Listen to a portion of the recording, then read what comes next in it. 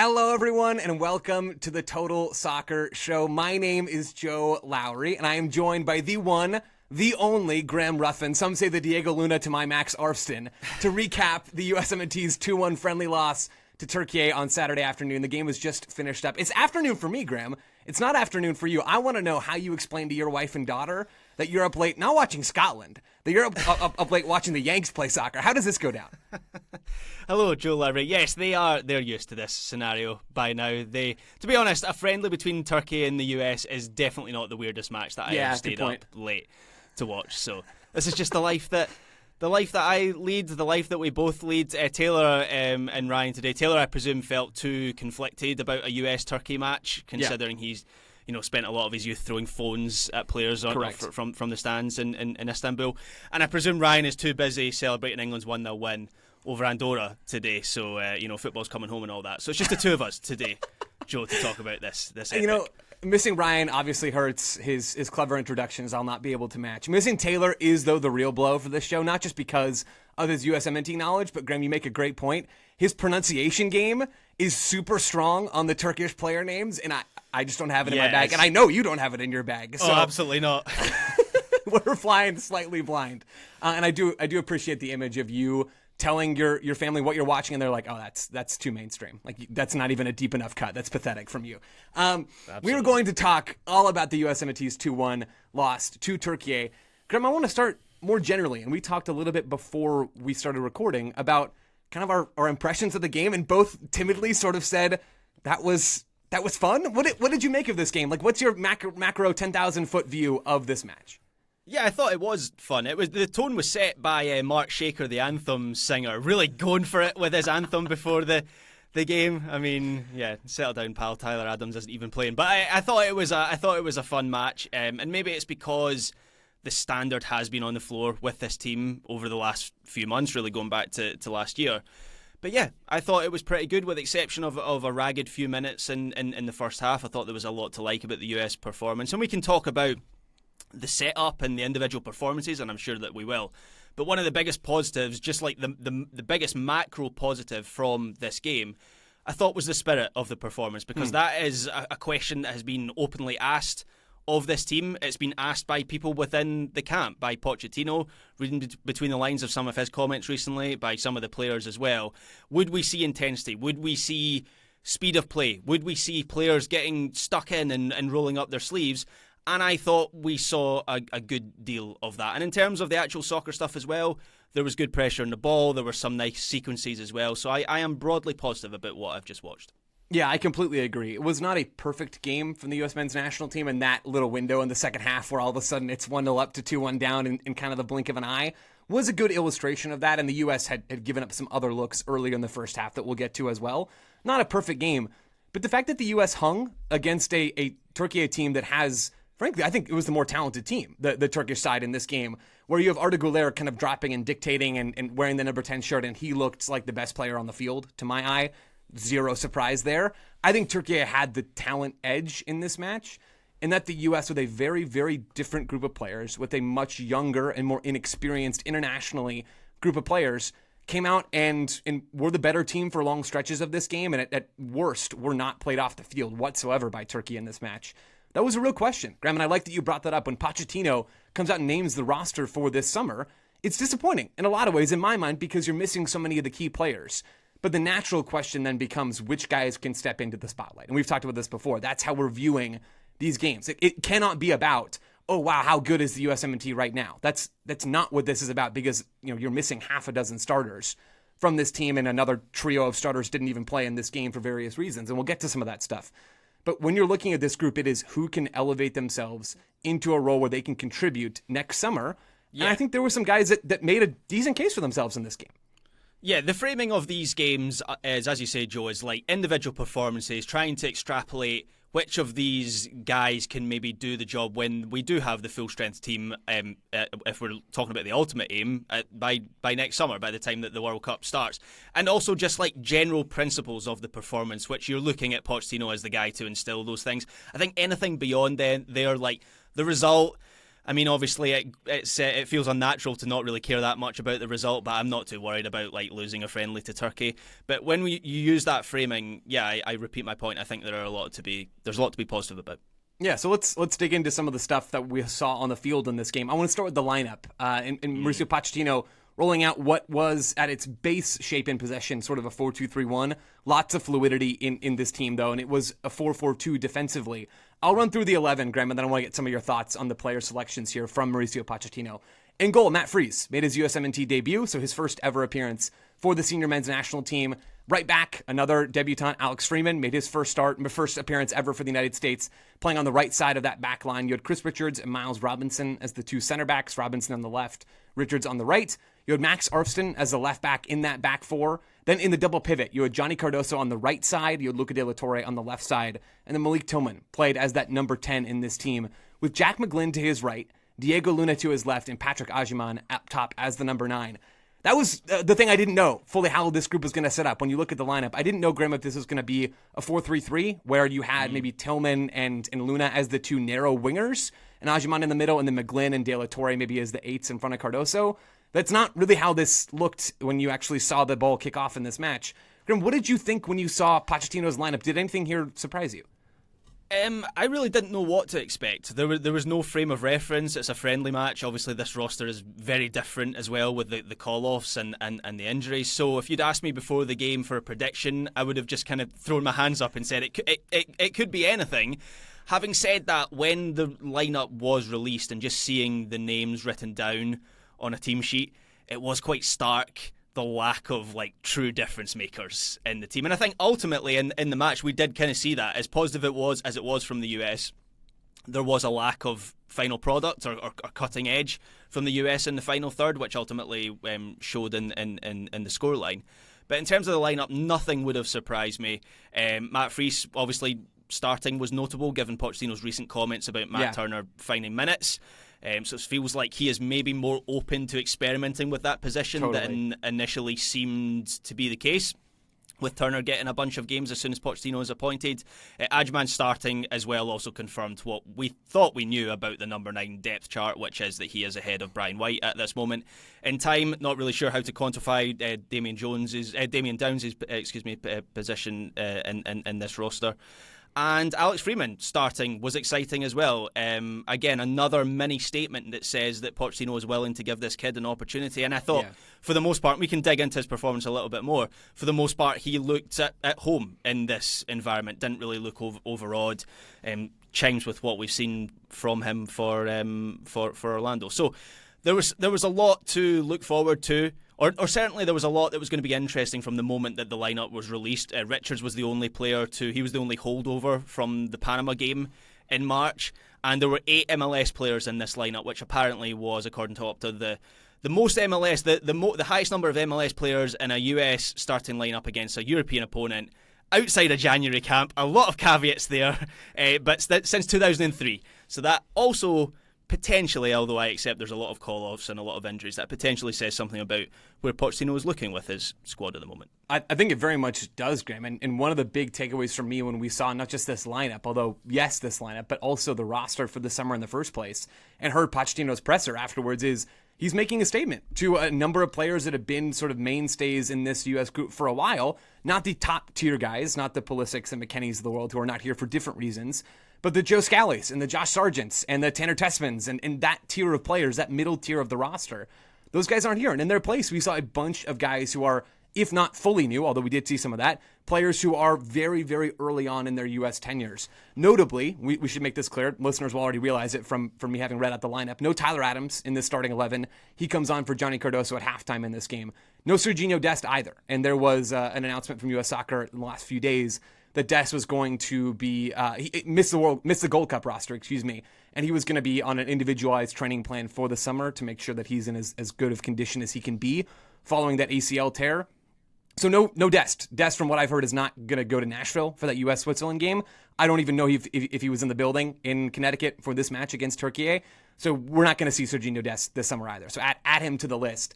And without those players, Graham, one of the main takeaways for me is the most obvious one from all of this is that Poch is really in let's find out who can ball of these new guys. Like that is the mode that he's in right now, is let's see which of these guys can go out there and make their move. And goalkeeper is absolutely an example of that. The door's wide open. That was one of my thoughts as well. You mentioned it already. When we see this lineup to see Matt Freese in the 11, it's a clear sign that Pochettino is willing to experiment. If you have your number one and you feel good about it, there's no need to deviate from that. So clearly Pochettino does not feel that way.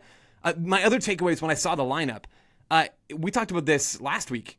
It's prove it time for Johnny Cardoso and Malik Tillman. Like, if you're not going to have Christian Pulisic and Weston McKennie and Tim Weah and Gio Reyna, Yunus Musa, Tyler Adams, Florin Balogun, Ricardo Pepi, if you're not going to have those 8 players in your lineup, it's the Cardosos and the Tillmans of this squad, and maybe Richards is the other one, and maybe Miles Robinson, who kind of fits in that category of guys who have quite a bit, De La Torre as well, guys who have quite a bit of national team experience, but have not really made the jump at the national team level. And the thing that makes Cardoso and Tillman sort of banded together in my mind in this way is that both have rising stocks at the club game, right? Tillman with his season for PSV, Cardoso with the constant rumblings about him moving to a bigger club. Atletico Madrid seems quite likely at this point. Those two players are on the up and up at club level, and we have just not seen it for the national team. I wanted to see what we got from those two players in this game. We got some chaos from those two players in this game. Graham, let's move from there into the actual flow of this game to look at how this match progressed. I had just sat down on my couch. I just grabbed a water. I was sitting down. I was having a great time. I fired up the broadcast. 60 seconds later, Jack McGlynn has buried the ball into the back of the net, and I'm thinking we are in for quite the day. It wasn't. The rest of the match didn't quite live up to Jack McGlynn's first minute, but that was a classic Jack McGlynn moment. Coming in off that right side, banging the ball home on the left. You could not really ask for a brighter start to the match than that. No, absolutely not. And that is the sort of thing that Jack McGlynn can give you, right? The thing with Jack McGlynn is, or the real kind of headline qualities for Jack McGlynn are like set-piece deliveries and crossing, and then he's got long-range shooting ability, and we already saw it for the US. He scored in the January camp, right? Like I didn't imagine that. I'm sure he scored a long-range goal. Don't remember. Yeah, was it Costa Rica or Venezuela? It was one of those two games. I think it was the first game that he scores in the January camp. But anyway, we've seen this before from Jack McGlynn, and obviously when you score after 59 seconds, obviously it is a good start. But in general, I thought it was a good start. Even in the way that goal was constructed, you could see the energy and the intent that the US had from the start. There was a jolt of excitement with McGlynn following his run and combining with Tillman in the middle and getting down the right side, and the fact that he was on the right side was, look, maybe I don't watch enough of Jack McGlynn, but it was slightly surprising to me when that lineup came out. I thought it was going to be Luna on the left, Tillman on the right, and McGlynn maybe more centrally. And of course, with the way that it turned out, particularly in the opening 20 minutes of the game with Alex Freeman getting high on the right side, it was McGlynn shading inside for a lot of the match. But nonetheless, he was on that right side, so there was a novelty to seeing him in that position. It was a jolt of excitement, and even the first 5 minutes in general, there were little moments like Arfston and Luna doubling up down the left side after 3 minutes, and they're snapping into tackles, and the crowd is already getting up. And by the way, I thought, in general, I know it wasn't a sellout crowd in Connecticut, but contrasted with what we saw in March at SoFi Stadium, there was an energy about the place, and even the rain as well made it quite energetic. So I very much loved what I saw from the start of the match from the US. Agyman as well in that opening 5 minutes, he's running his man down after a ball over the top, and again snapping into tackles. There was intensity, and it wasn't like the US were creating chance after chance, but there was energy. It felt like it was a group of players with a point to prove, and there were some decent possession sequences as well. So for about 20 minutes, I was really pleased with how the US started this match, even looking beyond the goal. Yeah, and you're absolutely right to zoom out from that goal, Graham, because it was a strong start to this game for the United States men's national team. 3 things there, if I can remember all 3 of them. Risky business on my part. First thing, a little bit of a difference there in a CONCACAF organized game and a U.S. soccer organized game in terms of the crowd and the attendance and the atmosphere and all of those things. Not a lot of surprise there, but it was a big talking point after March, so I'm glad you brought that up, Graham. Number 2, I think I gave you some flack earlier this week when we were talking about our player of the European season, and I went with Mo Salah, and you went with Lamine Yamal, which is defensible, no doubt. And we were talking about the long-range shooting component, and I think I made a remark about how it's maybe not a coincidence that Salah scored double the goals or whatever it was from slightly closer areas than Lamine Yamal's shooting from distance all the time.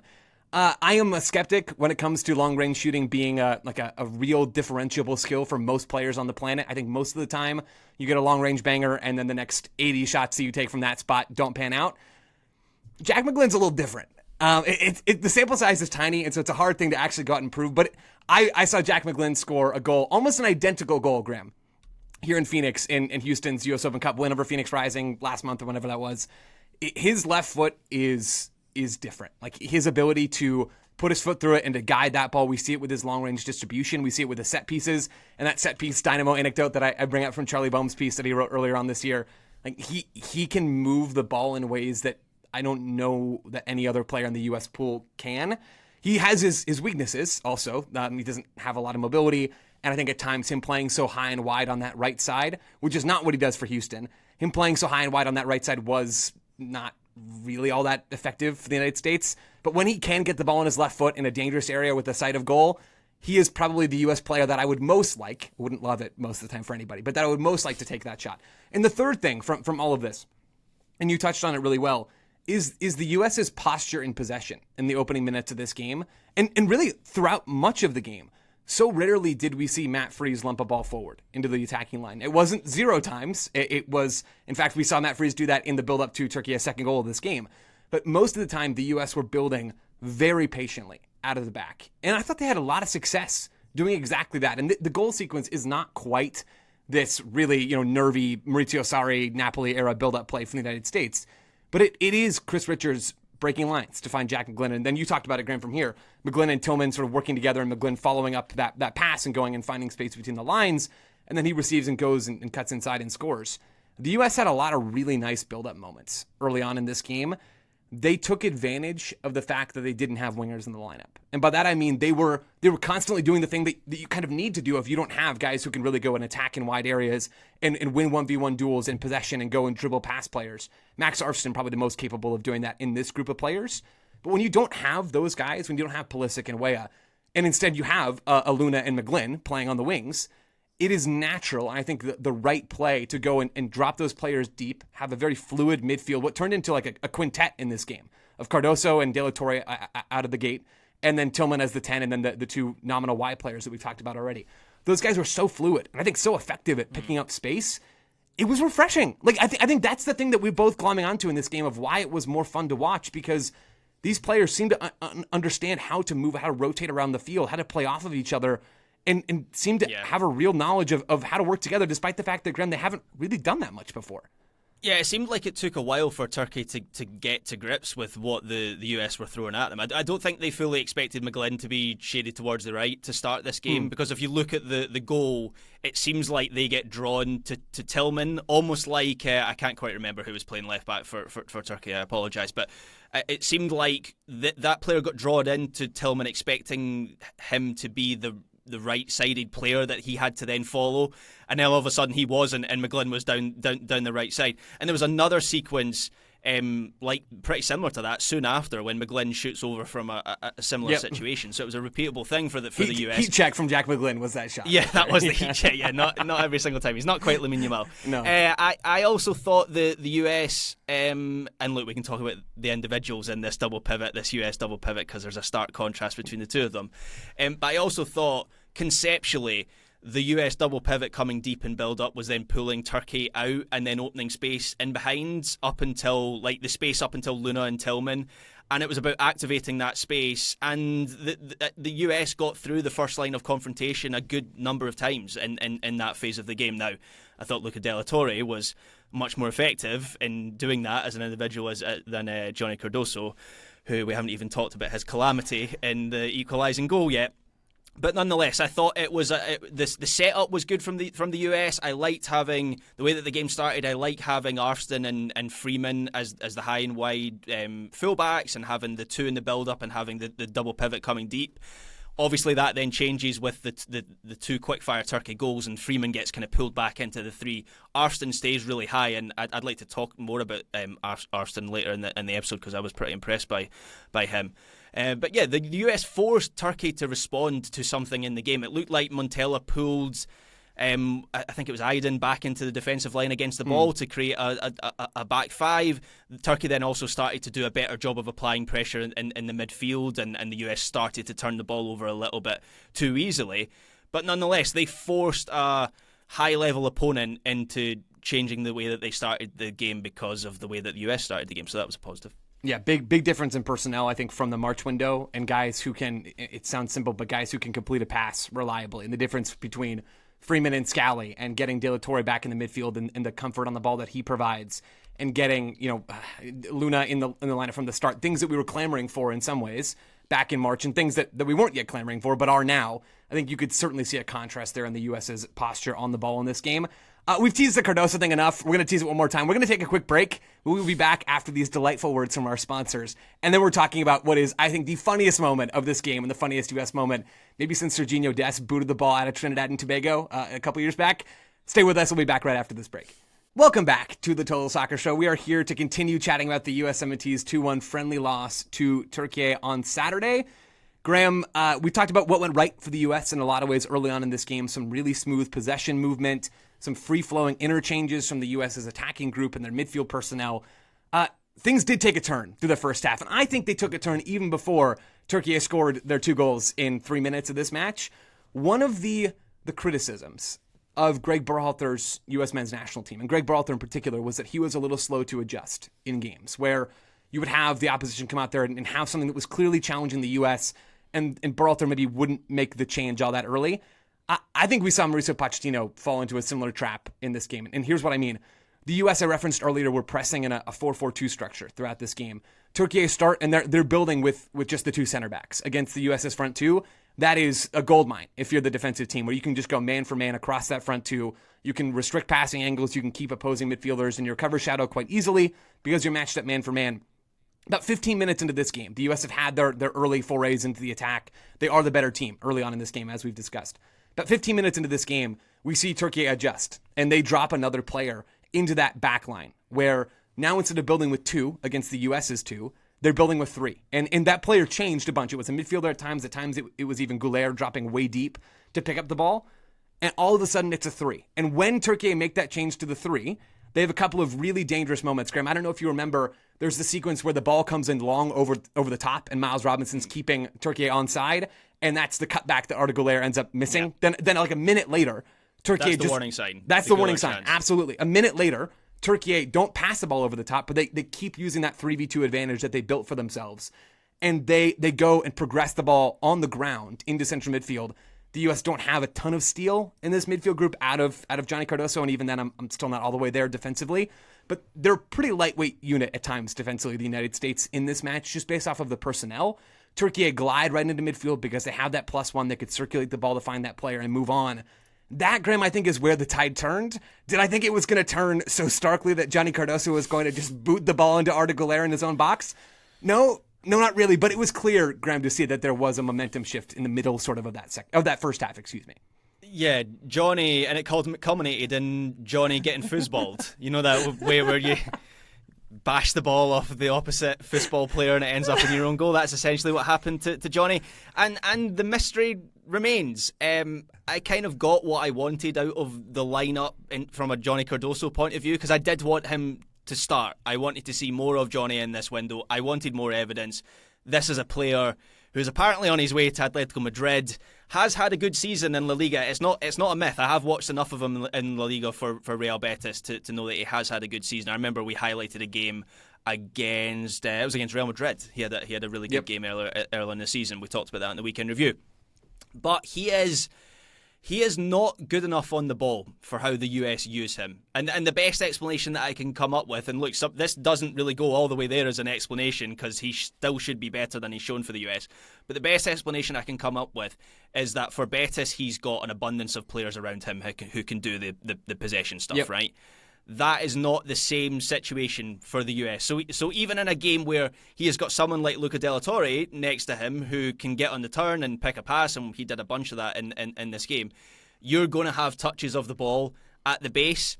And we got a pretty spectacular example of how he struggles in that scenario. Now, in that scenario, he ends up in a kind of nightmare situation where he's getting pinched from all angles, but nonetheless, there's a is it his second or his third touch, which really puts him into trouble. I think before that, it's just a pass out to, is it Arsene on the left side, or it might have been Miles Robinson that spread out to the left side in that situation.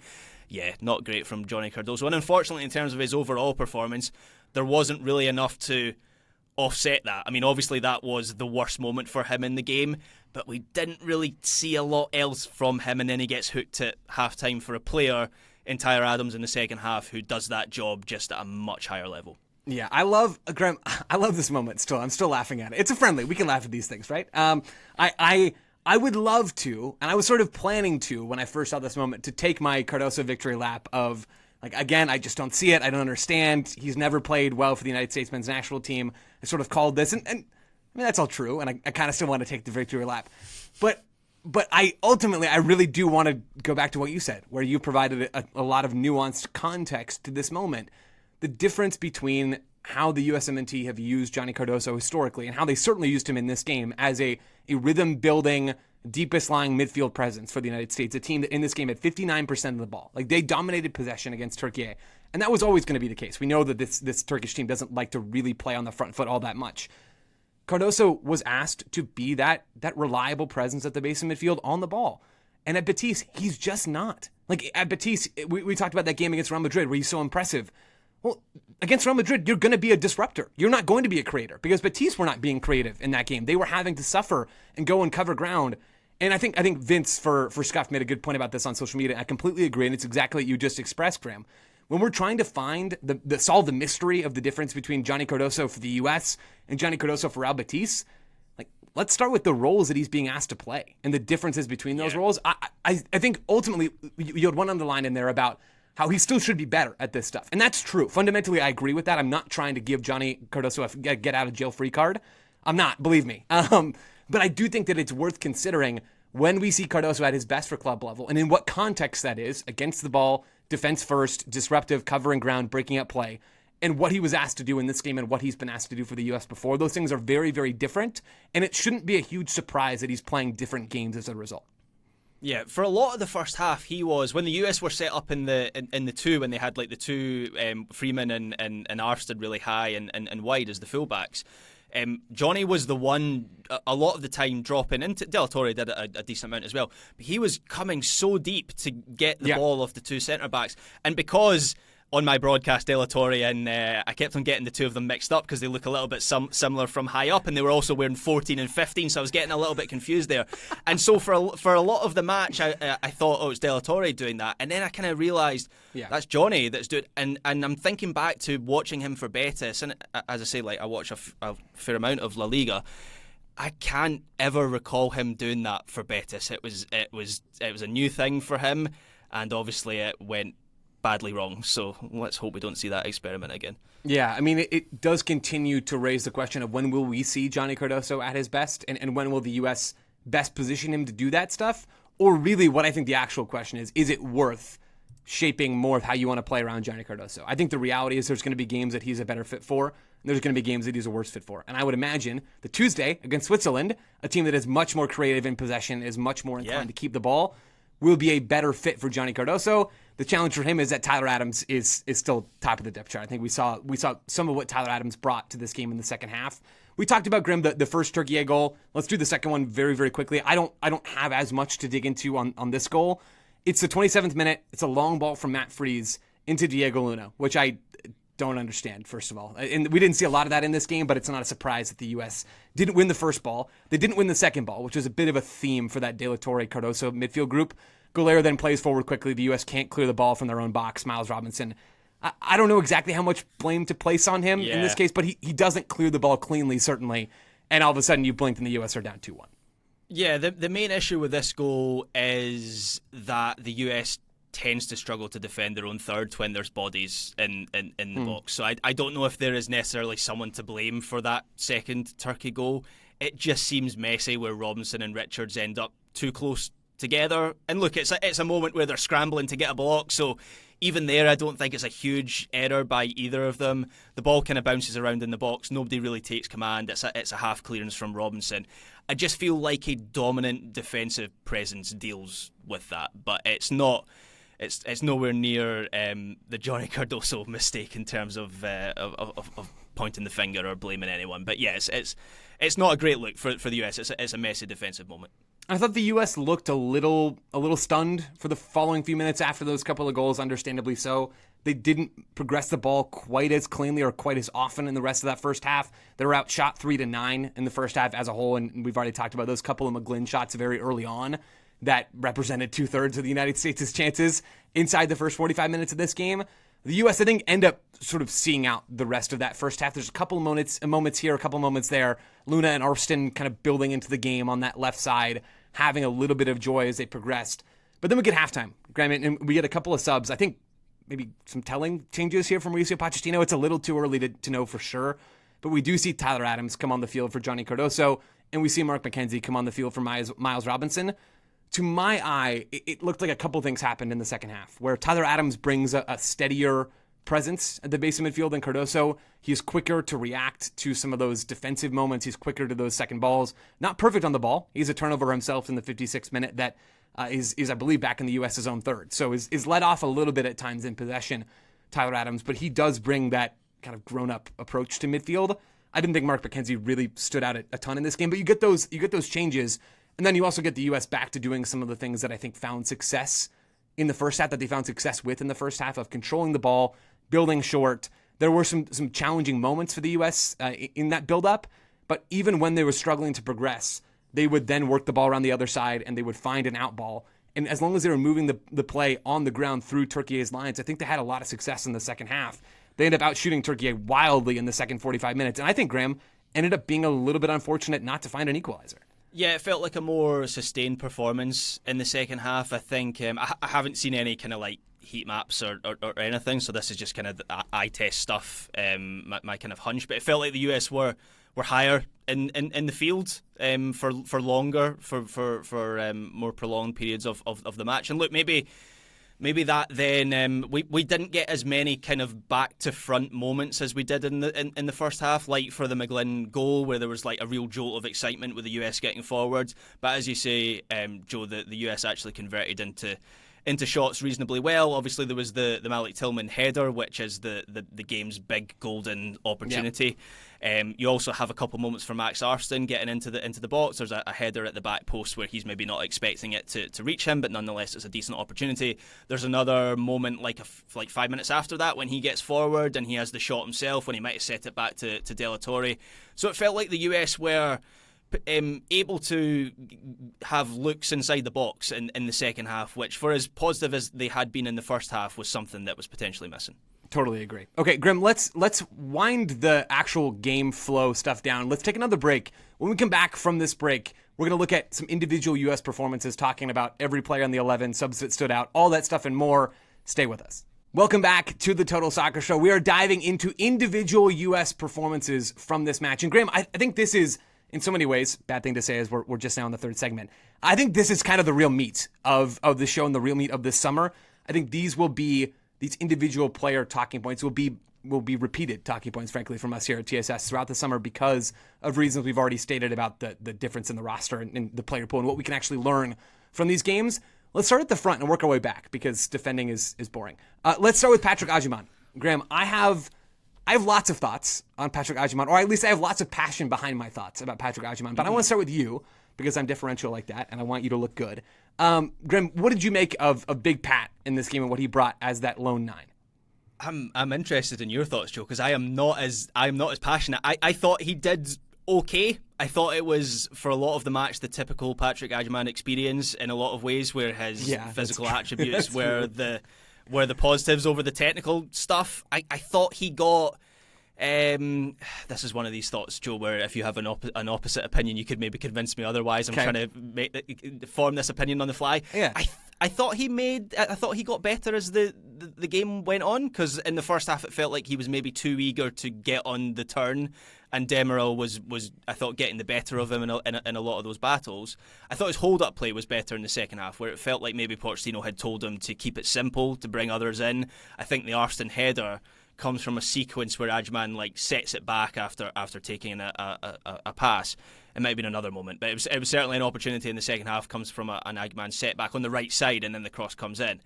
So I thought he got better at that stuff, but he's still a very raw centre forward who, in terms of his cutting edge in front of goal and being like a penalty box presence when you have sustained possession in the opposition half, which was obviously the game state for the US for a lot of the second half. Yeah, he's still limited. Yeah, his one shot in this game is the one that comes in the 53rd minute, and it's right at the goalkeeper. I don't disagree with most of what you said there, Graham. I am more negative on Ajiman in this game. I thought he looked even more raw than you're describing. I think when I saw this lineup, there was a way in which it made sense to run with Patrick Ajiman as the 9 in this team, because he's more pace than someone like Brian White, or he's more experienced certainly than someone like Damian Downs. He has that speed and the ability to run through the half spaces and to run in behind in an otherwise speed-challenged group of attackers that Pochettino ran out in this game. Diego Luna can move off the ball, and he did a lot of that in this game. He's not going to really stretch the opposition's backline all that much. Tillman does it more, but was playing underneath as more of a connective 10. McGlynn is not going to do any of that, right? So I think it made sense to try and get some of that from the U.S. and to try to get some of that from Ajiman. I don't really think he got many chances to do that, because he didn't have a lot of chances to spin off the back line, because he didn't actually keep the ball almost ever in this game. There were moments, yes, where he did it well. There's a moment in the 43rd minute where he spins his defender on the ball, earns a corner kick. Lovely stuff. Totally fine with that. There were a lot of sloppy touches. There were a lot of him losing the physical battles and hold-up play, which you just cannot afford. When you're that size and you offer so little on the ball, you have to at least be the physical presence, I thought, in this game. I thought it was night and day from a lot, not all, but a lot of what Ajiman brought and what Brian White brought when he came off the bench in this game. 74th minute is that substitution, like for like in that way, striker for striker. And Brian White, on his first touch in the 77th minute, great hold-up play, plays it back, allows the U.S. to enter the final third. And Ajiman just did so little of that. And I'm not trying to totally condemn Ajiman here. None of this really surprises me. The dude is still very, very raw. He has not played a lot of professional minutes at all. His path to the pro game has been atypical, and that's created some differences in his game. And he's still new with the U.S. men's national team. I wasn't expecting a lot from Patrick Ajiman, but if we're trying to take things away from this game, one thing I took away is that I'm kind of okay on Big Pat, at least for a while, or at least I'm okay on him in this kind of game where there wasn't a lot of space to run into. Yeah, I just think a lot of I don't disagree with anything that you've said there, Joe. I just think that's my expectation of Patrick Ajiman. He is a player. He's not going to be a top at the World Cup. I just think no matter what happens, assuming everyone is fit, or the bulk of the pool is fit, he's not going to be a top 2 number 9 for the US at the World Cup. His role, if he has a role at the World Cup, is going to be, and I used this term back in January, he is the shake the snow globe player who, if things aren't working in a game, you throw him on and you see what happens, and you take the loose touches, you take the rough moments, and you hope that you get something from him that's a little bit unexpected in quick transition. I think I think where the disappointment in this game comes from, the match in the first half, it felt like it was set up for him to have those moments where he can attack open space, and we didn't really see. I totally take your point on that. He was very ragged in a lot of those moments, but I just think this is kind of the player that Patrick Ajiman is for the US. Totally agree. I would enjoy seeing someone else and more of that someone or someone's else sooner rather than later. I think that's fair, though, on Ajiman. Not a great day for him, not one that really moves the needle, I think, for either of us. Let's move back a line. Malik Tillman. Graham, I think we've touched on him briefly already. The thing that stood out to me about Malik Tillman in this game, and this is a point of progress for him from when he was first breaking into the USMNT picture, and Sanjay Sujantha-Kumar pointed this out in a piece for Backfield following this game. Early on in Tillman's career with the U.S., he would be invisible, and he would be slow to react defensively, and he would be lackadaisical with his movement. I thought we saw an energetic and purposeful Malik Tillman in this game. Great tackle in the press in the 6th minute, 45th minute, great ball win in midfield. He's buzzing around the field for a lot of this match, pressing high up. I don't think we saw much of him on the ball in this game. I don't think he was influential in possession, and so I think we saw two very different pictures of Malik Tillman. One of him being an aggressive, useful defensive player, and one of him still not being anything close to the guy for the U.S. on the ball. Yep, I think you nailed it. I thought this was largely one of his better performances for the US. I wasn't quite as hot. I mentioned this at the top of the show. Kel Martino in the broadcast seemed to be kind of arguing that he was maybe the best player for the US. I wasn't anywhere near that kind of standard when assessing Tillman's performance. I still want him to get on the ball more often. I went and looked at his touches for this game. He trended fewer than McGlynn, and he had more than Luna, but obviously Luna's not on the pitch for the full game. And maybe that isn't Malik Tillman's game, but I want it to be his game. And if his game is getting on the end of attacking moments, he botches the header straight at the keeper, which, as we said earlier, was the big kind of clear-cut moment from this match. He also gave the ball away late on in the game that led to the breakaway that could have made it 3-1 when Yilmaz lashes a shot wide of the near post.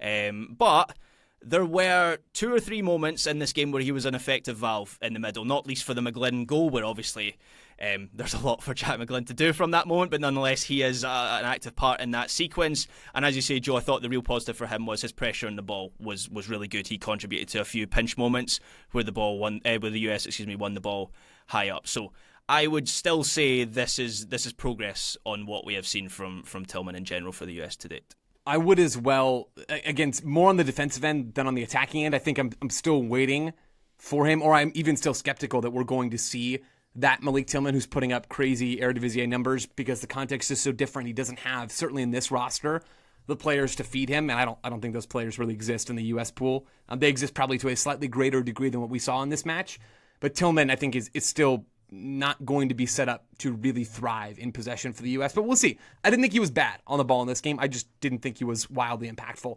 Let's talk about the wingers, Graham. We've done some of Jack McGlynn in this match.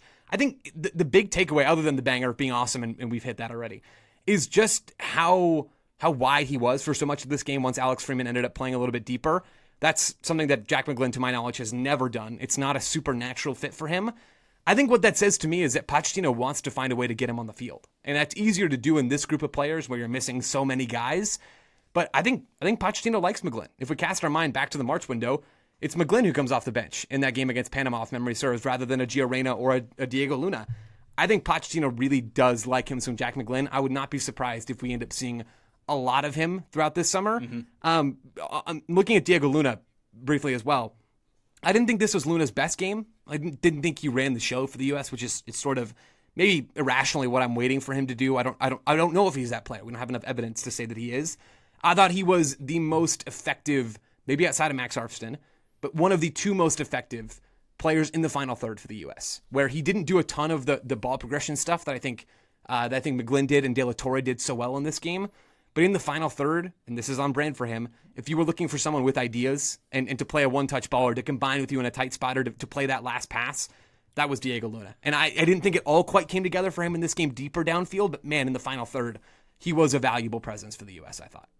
Yeah, when he came off in the second half, my instinctive reaction was, that's a little bit of a quieter game from Diego Luna than we'd previously seen for the US. And then I went and looked at the FOTMob app, and look, I'm not saying that the numbers should colour your opinion purely. Graham is a nerd. Okay, got it. Well, that had already been established. But he had created by far the most number of chances of anyone on the pitch. He created 4 chances. He had at that point the most touches of any of the attacking players. He had made more key passes in the game. So even in a quieter game, there's a level of productivity with Diego Luna. And there were also some really good off-ball moments as well. His movement is good. There was a moment where he combined with Tillman in a pinch moment, as I kind of called it earlier, and he slides in and wins the ball on the edge of the box. Is that for the Agyeman shot on? Yes. I think it might be. Yeah, maybe. Yeah, that comes from a Diego Luna moment where another player is just not committing themselves to that duel in the way that he does. So, yeah, even in a game where he is maybe not as influential as we would like, and as he can be, he still contributes in some way. Yeah, he finds multiple entry balls to Agyeman in the final third in this game. He's got that one. I don't know if you clock this moment, Graham. It's the 35th minute, and it's another shot from McGlynn where Luna kind of lets the ball roll across him. It's coming from left to right, and he's kind of in zone 14 in the middle, almost moonlighting as a number 10 in this moment. The little touch. Yeah, it's a little touch, and at first I thought, he hasn't meant that. That's got away from him. And then I remembered who I was talking about, and I'm pretty sure Diego Luna absolutely meant that one touch ball to Jack McGlynn. He has some of that little street ball stuff that the U.S. just doesn't have a lot of. Again, I don't think we're really updating any perceptions on Diego Luna here. I think if he had just a dominant game where he was knifing past players on the dribble and was threading through ball after through ball in the attacking half, that would have done it. And I didn't think we quite saw that in this game, but still a totally respectable, I think good performance from Diego Luna in this match. Graham, let's move back a line. We did Johnny Cardoso already. I don't have much left on Johnny, frankly, in this game. De La Torre, though, I thought this is what I wanted to see from Luca De La Torre when I had sort of campaigned for him to be in this summer squad before even that we knew that everybody and their mother was not going to be in this squad. I thought De La Torre looked like a grown-up in this team on the ball. He looked like San Diego FC De La Torre. He looked like Heracles De La Torre. He looked like, at times, even the De La Torre of old, where he's just a reliable on-ball presence. He can progress the ball in the dribble. He's a useful, if not, star sort of passer. I enjoy De La Torre in this game. I think we're going to see a lot more of him this summer, and I think we're probably going to see him at the World Cup too. Yeah, it just felt like a lot of the good sequences the US had in this match involved Luca De La Torre in some way, and there were a number of good moments where he releases Arston down the left, and in the first half in particular, if I'm thinking about what half of the pitch that that this was in, that's how I'm thinking about it, to think what. Thanks for letting us into your mind, Graham. Your mind palace is lovely. No problem. He beats the first line of confrontation from Turkey, gets into a little bit of space, releases Arston down the left. There was a good connection between the two of them there, and I just thought there was a good level of trust in De La Torre to be the one to get on the turn and get the US moving forward. And as the match went on, and as the US got higher, in my mind at least in the second half, we saw more of him as a threat getting forward as well. And it didn't really amount to anything meaningful. I'm not even sure if he had a shot in the game, but the US were getting bodies forward, and Luca De La Torre was often one of them. I think the Arston shot where he could have set it back to him on the edge of the box or just inside the box was maybe the closest we got to him having a real impact on the scoreline. But nonetheless, I thought it was a very positive performance by a player who has sometimes confused me, I have to admit, in the past. And I think I'm quite guilty of this with midfielders, of like trying to pigeonhole midfielders in terms of what they do. This guy is a midfield anchor, and this guy is a creator, and this guy's a number 10. I think the positive thing about De La Torre, and I've seen a lot more of this from him since he's gone to San Diego, is he can kind of do a little bit of everything. And I thought this performance conveyed that. Yeah, growing up, De La Torre, I think, was helpful for this team, and I think he's a guy that if he's playing a game against high quality opposition is not going to embarrass himself, and will at least give you something reliable in that part of the field. And I think we saw that from De La Torre in the double pivot. I enjoyed him in that role. Let's move back a line, and we've talked about him quite a bit. We haven't talked about him in depth yet, though. Max Arston, who starts at left back in this game. I'll admit, when I saw Max Arston on this squad, period, I was a little surprised because he wasn't all that good for the U.S. back in January. He wasn't all that good for the U.S. back in March, but then again, nobody was.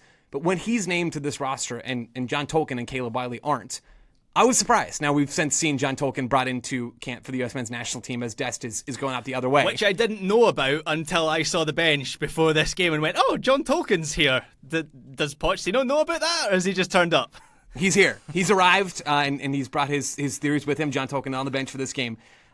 We did see, though, I think Max Arston's best performance by a mile for the U.S. men's national team. Yeah. I don't think we've seen any of this stuff. We hadn't seen any of the confident attacking swagger, the 1v1 ability, the press resistance that we see with the crew all the time. We hadn't seen that with the U.S. so far, and it was a good reminder for me, Graham, that it takes time to bet into a team. It takes time to adjust to the different contexts and the different levels. Arston, I thought, was quite good in this game. Not perfect. He gets just dusted defensively in the 45th minute. He looks like he's on skates. Regular MLS watchers will not entirely be surprised by that. But with how build-up heavy the U.S. were in this game, having a Wilfred Nance disciple on the left side of your back line who's comfortable with the ball in tight spots, good 1v1, can create separation, is not fazed by the pressure. Arston ticked all of those boxes in this game. I thought he looked really good, Graham. Yeah, I thought he was so clean on the ball. That was the thing that stood out most of all. You mentioned press resistance there, Joe. Like, that was the key thing. The number of times Turkey would pressure him and he would just step away from them into the middle, get a pass away. I liked his role in this setup, getting high on the left side. I thought it was quite telling that in the moment in the game where it's time for Pochettino to respond when the US go 2-1 behind, as good as he is, it's Alex Freeman that gets dropped back into the back three, and Arston is kept high on that left side because he's having real joy down that side. He had license once or twice as well to get into the box, once in a central area in the first half, where I think he kind of touches the ball around the corner for Tillman inside the area, which is something we see him do for Nancy's Columbus Crew. Like he has that. He has that. Sometimes I watch Arsene for the Crew, and I'm not even sure what position he's playing, to be honest. But there was a couple moments where he was allowed to do that for the US. He also got into, we've highlighted this already, but he gets into the box to get on a couple of crosses in the second half.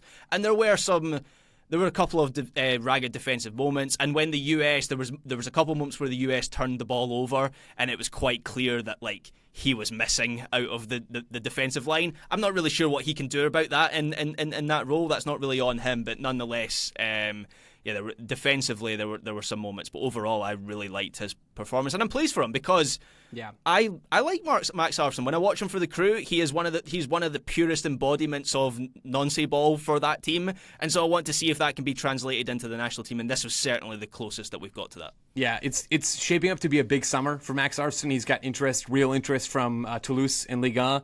There's been reporting from Tom Bogert and others about that move being on the table. Max Arsene very much wants to go and play at a big league in Europe. We'll see what happens for him on that front. This game, I don't imagine, hurt him at all in his pursuit of maybe a transfer in the next couple of windows. Yeah, I was really impressed by Arsene to the point where I'm eager to see more of him for the U.S. in a way that I just was not before. Far more good notes than bad with his popping up in the box for chances that we've talked about, his progression from deeper areas. There's that whole sequence, Graham, in the 60th minute that then flexes into the 61st minute, where the U.S. are building up, and they're building up on the right side, and it's Freeman and Richards who are looking for a way through, and they just cannot find it, and it's passed back and forth from one player to the other over and over again. Eventually, they cycle possession to the other side, and Matt Freese gets almost buried in his own goal. He plays left.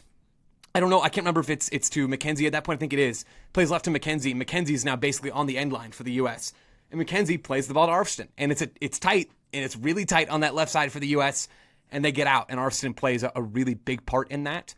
There were a lot of those kinds of moments. That was the most extreme. But yeah, very, very positive showing from Max Arston. Let's look to the other side. Alex Freeman, who I thought had... I know we joke about this when Taylor's on the show because I feel like when you say interesting, it doesn't always mean good. I thought Alex Freeman had an interesting performance. I thought his role was fascinating, where we've already talked about him starting a little bit higher on that right side. Eventually, instead of Johnny maybe joining up with the center backs, it's Freeman for a lot of this game, which is very much not his role with Orlando City, where he is allowed to go and flex forward and get high into the attack, whether that's as a width provider on the right side or in the half space so that Marko Pasalic can have that wing for Orlando. Freeman played often as a third center back. He also, in build-up, Graham, I don't know how much of this you clocked, he also would invert into midfield quite a bit, and he would either be like a single pivot, almost opposite-sided Miles Lewis-Skelly in terms of how that rotation would work for Arsenal, or he would be part of the double pivot for the U.S. as they would build. I thought he did some good things on the ball in this game. I didn't think he was as involved higher up the field, obviously, as a result of those things, as would suit him best. And I think we saw some of his maybe slower processing speed in his debut for the U.S. men's national team. I didn't think he was perfect in this game. He had some turnovers deep downfield.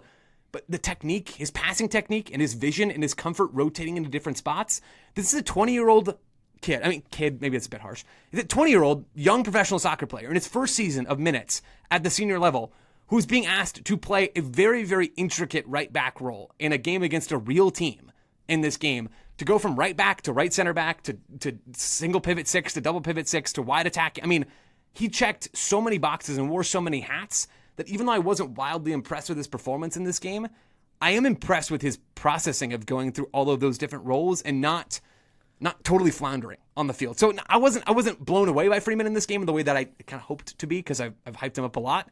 But I was kind of impressed in a different sort of way, I suppose. Yeah, it wasn't the performance that I expected from Alex Freeman. And he starts the game, as we referenced a few times, like really high and wide on the right side. And I'm rubbing my hands thinking, here we go. We're going to get the Alex Freeman experience here. And it didn't really pan out that way. I agree, Joe, that there were moments where he did look just, I was going to say a step slower, but it wasn't even his movement. It was more the decision-making and his like possession. but it's not a position that we've really seen him play in. Like, this is his breakthrough season for Orlando, so he doesn't have a lot to fall back on of like, well, I played this game in this position, I can fall back on that experience. So it's all new for him. So I thought he was fine. I thought the biggest compliment that I can give him is he did look like he belonged, and there's a little bit of an intangible quality there. I don't know whether it's to do with the physicality that he's got or what, but sometimes you see a youngster dropped into a national team and they just look completely out of their depth. I didn't think that was Alex Freeman at all, so I think he's very much earned another opportunity for this team. I would completely agree. I've down in my notes a couple of his turnovers. There's a turnover in the 68th minute that's not great. There's one in the 17th minute as well. It's in build-up. That turnover comes after he's pinched inside to be a center mid, which was a clear instruction from Mauricio Pochettino. I'm just not that inclined to ding Alex Freeman for that moment and for some of his struggles deeper downfield in this game. I thought there was just as much good as there was bad. I thought defensively he was pretty solid in this game. The second goal that Turkey scored in this game comes after they send wave and wave of pressure down their left, the U.S.'s right.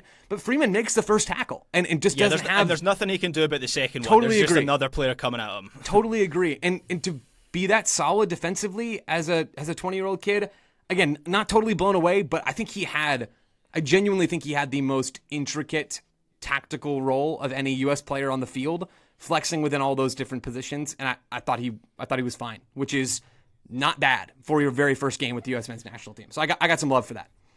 Yeah, Joe, just switching to the centre-backs and jumping ahead here, because I fear you're going to throw to me here for thoughts on 100% was Richards and Robinson and then McKenzie. Yep. Do you have any detailed thoughts on those three players? Because I'm not sure I do. Nope. No, really, I don't. And Graham, that is masterful work on your part, because I was going to flip it to you with almost the exact same intro. I do have some thoughts. I think Richards and Robinson and McKenzie as well were all good on the ball in this game. I think they had some good line-breaking passes. Turkey's defensive work was not awe-inspiring in this game. I didn't think they pressed with a lot of intensity. Even when the U.S. were building deep in their own third, like deep in their own box at times, it didn't feel like they were under all that much stress. And part of that is credit to those players. I think Richards is a useful player on the ball. I've long thought that. We just need to see it more consistently with the U.S. Robinson, I'm less sure of in that way. McKenzie is probably somewhere in the middle. I thought all three of them acquitted themselves pretty well on the ball in this game, and they were not intensely effective defensively. Like you already talked about that moment where the ball is not cleared from the U.S.'s box, and it does feel like a bit of a theme where they struggle with that scramble defending inside the 18. That didn't change in this game. My perception of these players as a whole didn't really change in this game. Not one of them really staked their claim as, oh wow, this guy might be the center back for this team.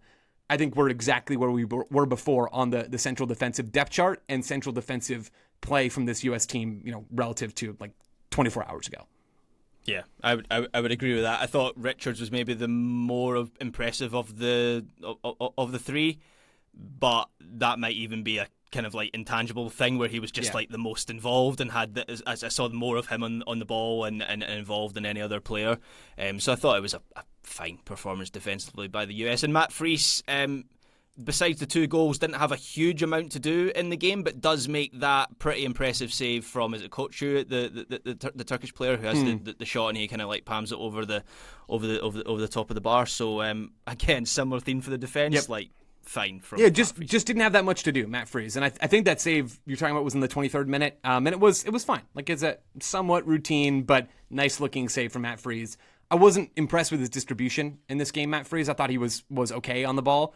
I didn't think his long range passing was great, but then again, I don't think he was helped out by the targets he had upfield outside of Ajiman, who was not good in this game. He didn't have a lot of guys who were going to bring the ball down, and the U.S. didn't have a lot of guys who were going to win that second ball. So, yeah, maybe something to bookmark there on Matt Fries if we see more of him throughout this summer. Graham, as we wind down, we can look at the bench very briefly. We talked about Mark McKenzie and that he wasn't wildly impactful in this game. We've done a bit on Tyler Adams. We also saw Nathan Harriel. Quinn Sullivan came on and played on the right side for Jack McGlynn for the last 35 minutes or 25 minutes of this game. Haji Wright came on for Luna, played the last 25, and Brian White came on and played the last 15. Thoughts on any of those players? It's also perfectly fine to say no, not really. Quinn Sullivan, I thought there were some nice touches from Quinn Sullivan a couple of times when he had to take the ball out of the sky, and you can clearly see that he's got a high level of technical ability. There was the late chance where he found a bit of separation on the right side and then smashed a low ball to the near post, where I think he was anticipating a run to the near post. Tillman wasn't really in a position to get there, so maybe a different decision might have been better in that moment. But it felt like he got on the ball quite a bit towards the end of the game. He also ends up on the left side in stoppage time, putting a ball into the box. So I like Quinn Sullivan. My issue with Quinn Sullivan is in terms of this tactical setup for the US and how he plays for Philly this season. It's not a direct overlap, but I thought there was enough to suggest that he potentially has something to offer. Yeah, totally agree. I think one thing about Sullivan that has become clearer to me this year between his play for Philly, and we even saw it in this game, is he is an elite crosser of the ball. The speed and texture that he puts on his distribution from the right side, where he is right-footed, so it's these high-tempo out-swinging balls. We saw one in the 69th minute of this game that doesn't quite come off cleanly inside the 18, but the speed and whip that he puts on those balls into the box is it's different than McGlynn. Like they come in a little bit harder and a little less finessed than Jack McGlynn's crossing, but it's a real asset. And if the U.S. has a box threat, maybe this is a Brian White bat signal. If they have a target in the box who can make something out of those balls, that could be a revenue source for the U.S. Maybe not in a World Cup setting, maybe more in a Gold Cup setting. We'll find out more. But I did think Sullivan popped a little bit off the bench in this game. Thought it was notable that Nathan Harriel played as a left back when he comes on for Arvston, and that it's Freeman that stays on and plays the whole game and Arvston who comes off. Don't know exactly what to make of that. I imagine we see more of Arvston on Tuesday against Switzerland. Maybe Freeman gets a rest. Time will tell. Graham, anything else on this match before we ride off into the sunset, or are you happy and we can tie a bow on this thing? I think we can tie a bow on it. I'm just thinking ahead to what I want to see from the Switzerland game. I over the two games, I want to see something of Seb Berhalter over the two matches and into the Gold Cup as well. I think he's an interesting player in terms of his profile as like a true 8, and that is a profile of player that I think the US is lacking. The difficulty with that in the Switzerland game is I think it might have been easier to play him in this match, and then you have the double pivot of De La Torre and Adams, or Adams and Johnny, or whatever combination of that you want to have against Switzerland, where you're going to be against the ball more often. So potentially there we won't see Berhalter in the next game, but yeah, that's kind of the only. I think with some of the players that impressed from this match and projecting forward into the next match, I kind of want to see if they can repeat it. Yep. So I do want to see Max Arvston start on the left side. I do want to see De La Torre start in central midfield, just to see them back it up in a way that suggests they can be a real part of this team moving forward. Yeah, I completely agree, and part of me fears that we might see a little more rotation on Tuesday than maybe we would like in an ideal sense, just because these guys have a lot of minutes on their legs, a lot of them at this point in the season, especially the Richards and some of the more European guys coming in. But there aren't a lot of those players, so maybe we will see a lot of repeats. I just want to see more. Like I think McGlynn and Luna and Arvston and Freeman, mostly those first three players, those guys showed something. And I want to see more of that, because that is, again, what this summer is about. Those players were all at the center of, I think, why we enjoyed this game and why the U.S. looked effective for stretches of this match. I just want to see more. That's going to be the theme of the summer at an individual level. Graham, let's tie a bow on this thing. I'm a pro, and I totally remembered to do this in the first segment right off the jump. But just in case I didn't, if you want to support the Total Soccer Show, and if you want to see bonus video content, if you want to get bonus episodes, go to patreon.com/Total Soccer Show. And we've got all that for you. We've got a Discord as well. You can come hang out with us, chat during USMNT games. You can see Graham post about stuff, and also me. Nailed it. Graham, thank you so much for joining me. It's been great. I know it's late for you. Let's get out of here, man. You're a legend. Thanks for this. Thanks, Joe, and thanks to Taylor, a peek behind the curtain here, who has been listening to this whole show as a producer. He's like the bit in Interstellar where Matthew McConaughey's behind the bookshelf and he's moving things. That's been Taylor throughout this whole episode. So, thanks, Taylor. Taylor is producer Rockwell today, not just Taylor Rockwell, producer Rockwell. Thanks to Taylor for running the show behind the scenes. Thank you all so much for listening. We really, really do appreciate you. We'll be back again next week.